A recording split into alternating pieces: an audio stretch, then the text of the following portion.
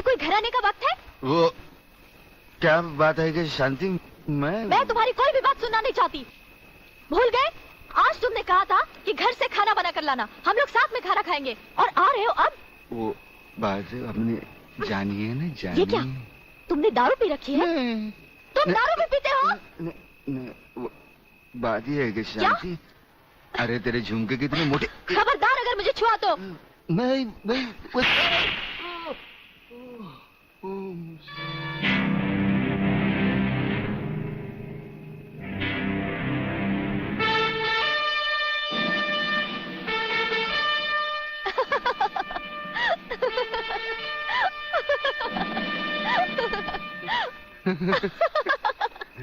अरे ये तुम्हें क्या हो गया है? ऐसा नीला। अरे नीला ब्लाउज। ये क्या कर रहे हो? मैं हूँ शांति। शांति, शांति, तुम्हारे हाथ बहुत खूबसूरत है। इन्हें गलत जगह मत उठाओ, मैले हो जाएंगे। अच्छा, तो तुमने जागते हुए कोई ख्वाब देखा? कहीं ये तो नहीं देखा कि मैंने तुम्हें थप्पड़ मारा? तुम्हें कैसे मालूम? पहले ये बताओ, इतना सज धज कर इतनी रात गए कहाँ से आ रहे हो? मैं कब से खाना लेकर तुम्हारा इंतजार कर रही हूँ। अरे तुम्हारे झुमके छोटे हो। ये क्या? तुमने शराब पी रखी है? शराब पीने वालों से मुझे सख्त नफरत है।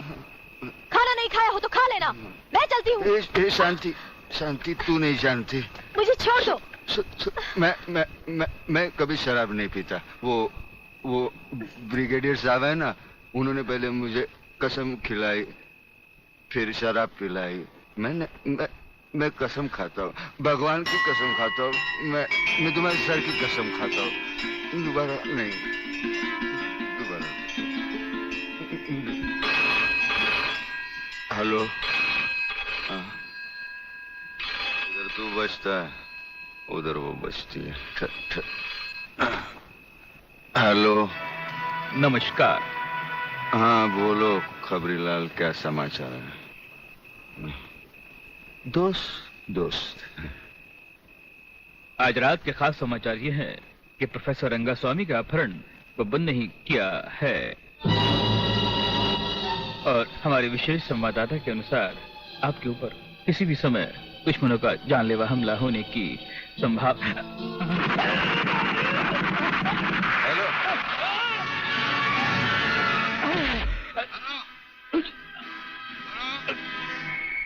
खबरीलाल के अंतिम समाचार समाप्त हुए। हेलो, हेलो,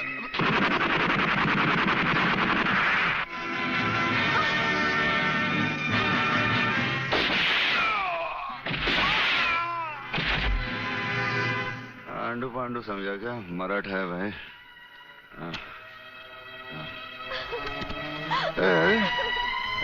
चल चल चल, खाना लगा, चल खाना लगा, चल खाना लगा।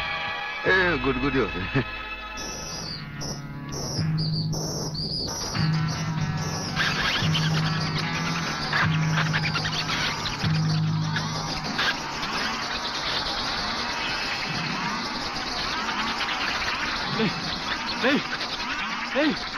नहीं, ये क्या कर रहे हो? नहीं।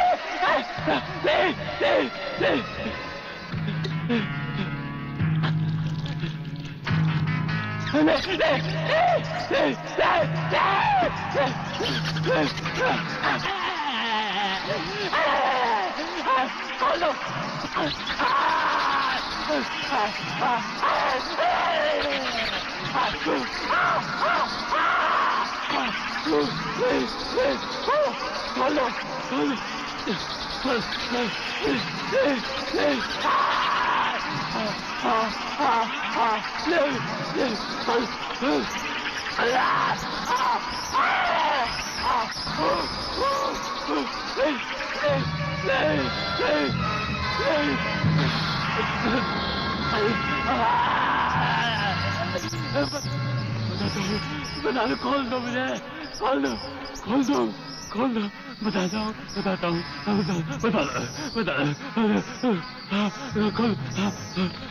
बता दो, बता दो।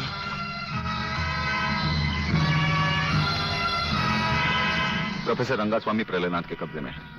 आखिर बबन ने मुंह खोल दिया। 1 मिनट सर। सर, दिल्ली से होम मिनिस्टर चौधरी आपसे बात करना चाहते हैं, हॉटलाइन पर। बात कीजिए सर। नमस्कार मंत्री साहब। नमस्कार। देखिए, कल एयर फ्रांस की फ्लाइट से प्रोफेसर खुराना फ्रांस से पहुंच रहे हैं। आपने उन्हें देखा भी है और उन्हें अच्छी तरह से जानते भी हैं। दुश्मन की नजर भी उन पर होगी, इसीलिए उन्हें एयरपोर्ट से रिसर्च सेंटर तक पहुंचाने की जिम्मेदारी मैं आपको सौंप रहा हूं। ये एक बहुत ही कॉन्फिडेंशियल मामला है। कॉन्फिडेंशियल मामला तो मैं जान चुका हूं। ब्रिगेडियर, आप देखना प्रोफेसर खुराना कहां पहुंचता है। मगर प्रलयनाथ, ये नामुमकिन है। मंत्री होने के नाते तुम्हारे लिए यह काम बहुत आसान है जीवनलाल। तुम एयरपोर्ट के किसी भी हिस्से से ब्रिगेडियर की आंखों में धूल झोंककर उसे उठा सकते हो। मगर मैं तो प्रोफेसर को जानता तक नहीं और नहीं उसे देखा है। उसकी फिक्र तुम मत करो, मैंने बॉब को खबर कर दी है। हमारा विदेशी एजेंट फ्रांस से ही प्रोफेसर खुराना का पीछा साए की तरह करेगा और वही तुम्हें एयरपोर्ट पर प्रोफेसर खुराना को तुम्हारे हवाले करेगा। राधा, जब तक मैं तुम्हें दूसरे आदमी तक नहीं पहुंचा देता, यूं ही खामोशी से चलते रहना। एक लफ्ज भी बाहर निकाला तो साइलेंसर लगे रिवॉल्वर से कब गोली निकलकर तुम्हारे अंदर दाखिल हो जाएगी किसी को पता भी नहीं चलेगा। मुफ्त।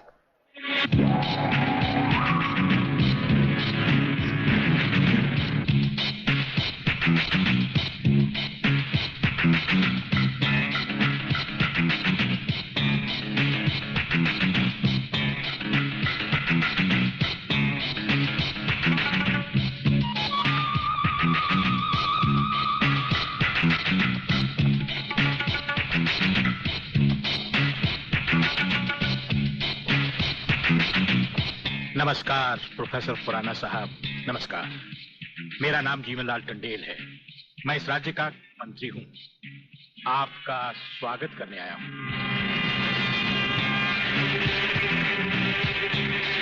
प्रोफेसर, तुम्हारे गले में जो मैंने हाथ डाला है उसमें बम लगा है जिसका रिमोट कंट्रोल मेरी जेब में है।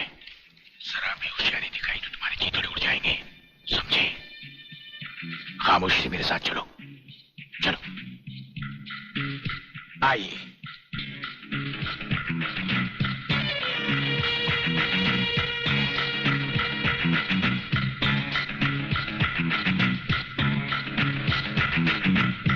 Welcome professor Khurana, welcome to India.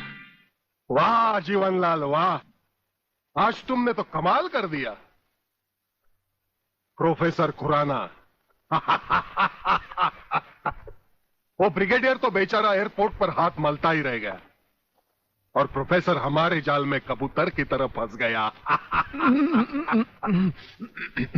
Brigadier शायद ये नहीं जानता कि प्रलयनाथ ऐसा शिकारी है जिसके हाथ से कभी कोई शिकार नहीं बचता।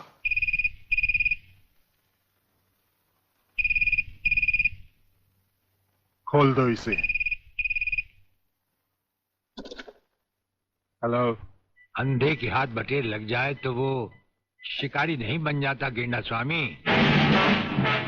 जिसे तुम प्रोफेसर खुराना समझे बैठे हो वो दरअसल तुम्हारा अपना ही एजेंट है जो फ्रांस से प्रोफेसर खुराना का साई की तरह पीछा करता आ रहा है, समझे?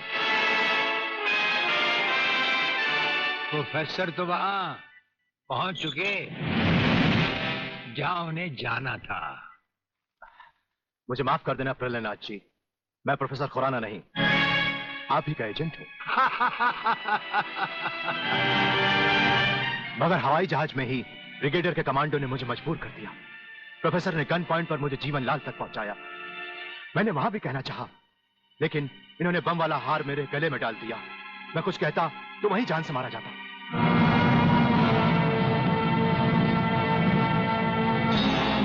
तुम वहां पर भी मारे जाते और यहां पर भी मारे जाओगे।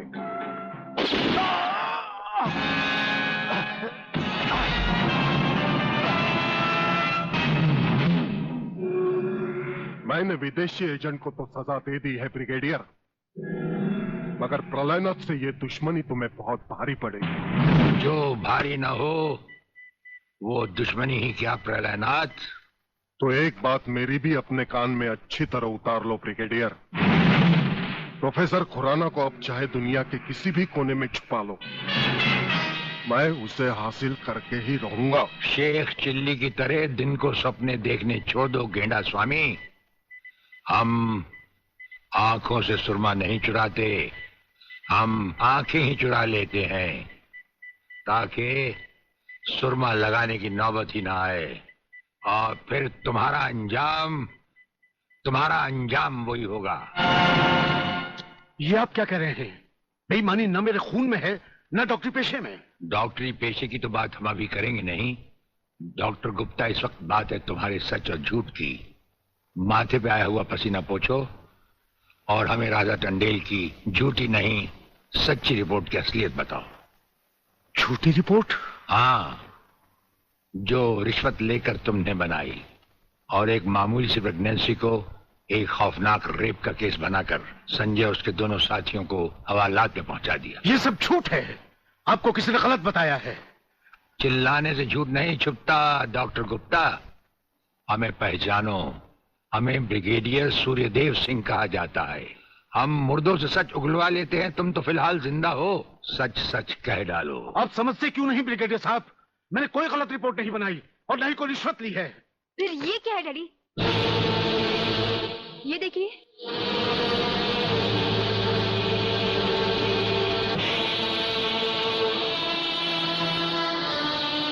ये रुपए आपके कबर्ड में थे डैडी। मैं समझी थी कि किसी को जीवन दान देने के लिए आप इसमें दवाइयां लाए हैं, पर ब्रिगेडियर साहब की बात सुनकर जब मैंने इसको खोलकर देखा तो पता लगा कि मेरे पिता मेरे लिए शादी का जोड़ा नहीं, कफन खरीदने के लिए रिश्वत का पैसा लाए हैं। संध्या। हाँ डैडी, जिस संजय चौहान को आपने सलाखों के पीछे पहुंचाया, मैं उसी से प्यार करती हूँ। अगर संजय को कुछ हो गया तो मैं जिंदा नहीं रहूंगी, मैं मर जाऊंगी। देखा डॉक्टर, हराम के पैसे का रंग। जिस पैसे से तुम अपनी बेटी की शादी बड़ी धूमधाम से करना चाहते थे, वही पैसा अब उसी बेटी का सुहाग छीन सकता है। अब भी वक्त है डॉक्टर, सब कुछ सच सच कह दो।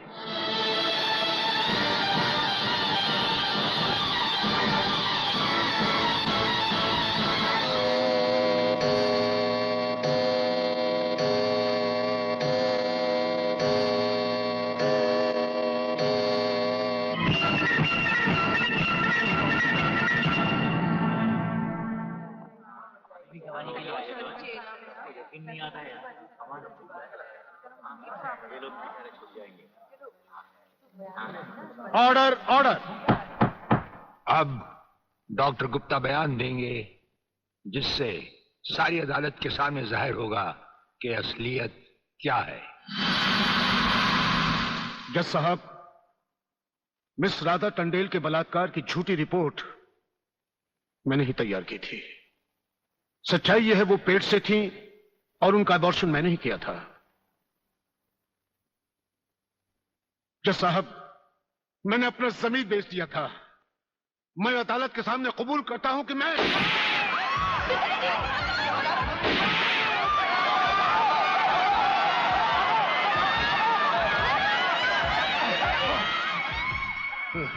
बेटे। जज साहब, रिश्वत लेकर वो पिताजी, झूठी रिपोर्ट वो मैंने ही तैयार की थी।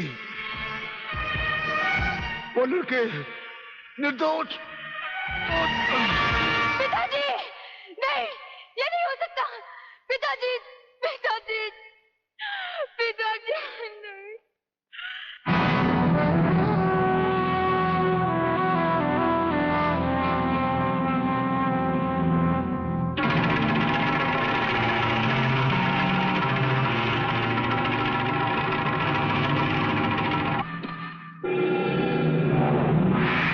राजन मेरे चश्मदीद गवाह और उसके दोस्तों की आज कोर्ट से रिहाई हो चुकी। मैं चाहता हूं उन तीनों की इस दुनिया से भी रिहाई कर दो। कल ही रक्षाबंधन के दिन।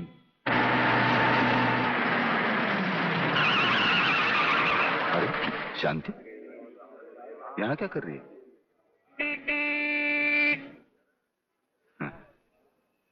राखी? हाँ, आज नारली पूर्णिमा है ना। अरे ये राखी लेके मेरी तरफ क्यों आ रही है?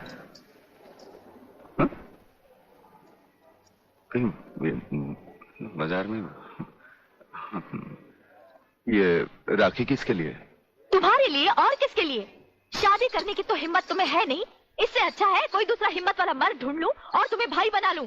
लाओ इधर हाथ। नहीं नहीं नहीं नहीं नहीं, मैं तुम्हें भाई बना के नहीं नहीं और मुझे राखी बांधने दो। नहीं, ये नहीं नहीं नहीं बोला ना। नहीं, मेरे को राखी बांध के क्या करते तू? नहीं, मैं पुलिस वाला हूँ, वैसे भी तेरी रक्षा करूंगा। नहीं अब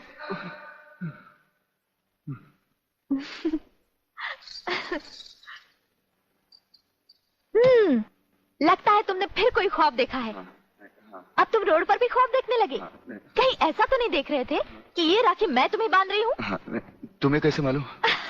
मैं तुम्हें अच्छी तरह पहचान गई हूँ। तुम ख्वाब में कुछ भी देख सकते हो। अरे बाबा, ये राखियाँ मैंने अपने भाइयों के लिए खरीदी हैं, समझे? Very good, very good. जानते हो राखी के धागे में कितनी ताकत होती है? नहीं यार, माँ सच कह रही है। भाई बहन के इस पाक बंधन को तुम लोग इतना कच्चा मत समझो। अरे इसके धागे में तो वो ताकत है जो 7 समुंदर पार भी भाई की रक्षा करता है।